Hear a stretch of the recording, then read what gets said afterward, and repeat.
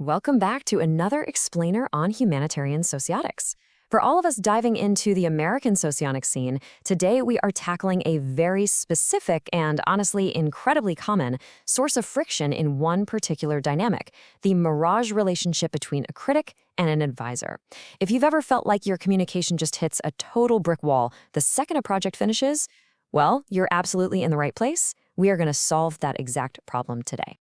Let's open up with a scenario I think we can all relate to. Picture this. A massive project wraps up, or maybe a huge life decision is finally executed, and almost instantly, the critic delivers their dreaded, "I told you this would happen" speech. Right? To the advisor, this doesn't feel like helpful feedback at all. It feels like an ambush. Defenses shoot up, resentment starts to build, and that protective mirage of connection just fractures. But why exactly does this happen? And more importantly, how do we stop it dead in its tracks? All right, here's our roadmap for today. We'll be looking at the mirage relationship friction, the post-action silence rule, mirage versus semi-dual dynamics, navigating feedback, real-world scenarios, and finally, some strict guidelines for both types. Let's jump in. Part 1, the mirage relationship friction, identifying the core conflict. Okay, if you're an advisor, you have definitely felt the sting of retrospective feedback. You probably find yourself thinking things like, you're still judging me, or you're literally never satisfied. You only see the negatives. Here's the thing. When a critic uses their natural strength, which is foresight, after an action is already totally complete, it shatters the mirage dynamic. It stops being this nice, protective, intuitive bond. Instead, to the advisor, it feels like heavy, relentless, ordinary judgment.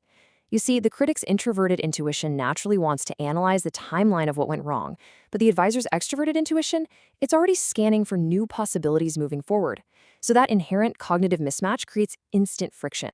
Moving to Part 2, the post-action silence rule, the definitive cure. Victor Galengo's structural logic gives us a very strict but highly effective solution for this, and it all centers on one absolute rule.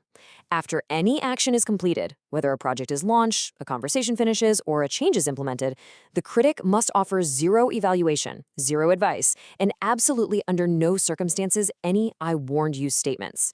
Why? Because the critic's absolute superpower is pre-action risk analysis. Applying that retroactively is just structurally destructive. It completely misaligns their natural role in this specific dynamic. So just to be crystal clear, certain behaviors are strictly off-limits the moment a decision is executed. Retrospective criticism? Out. Pointing out what went wrong and why? Nope. Initiating postmortem debriefs or offering unsolicited advice on how it, should have been done? Absolutely not. In a mirage relationship, post-action analysis is basically poison to the bond.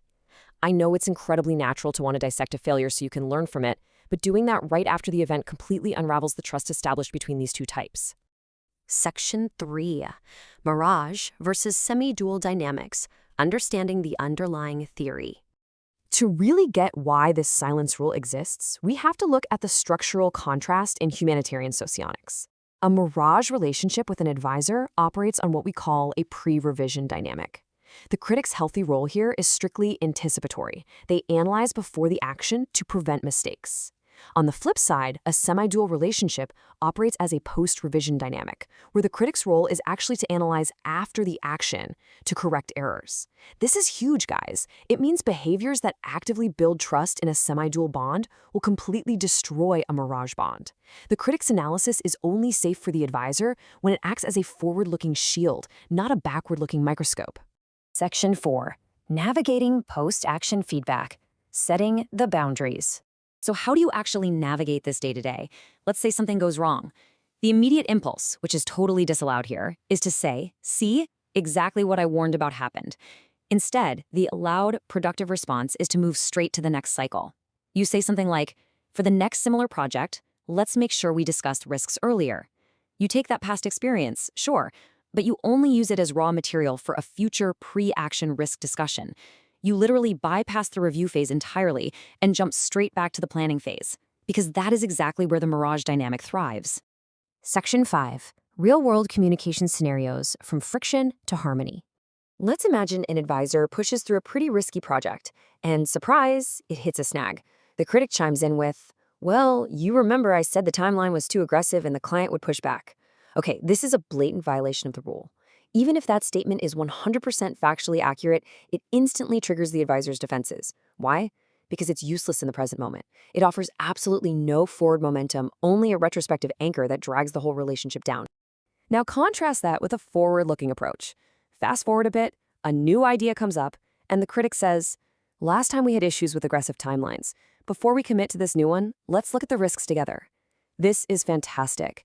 The critic successfully reframes the past failure strictly as a pre-launch filter for the new endeavor. It's anticipatory, it's actually helpful, and it keeps the advisor engaged instead of putting them on the defensive.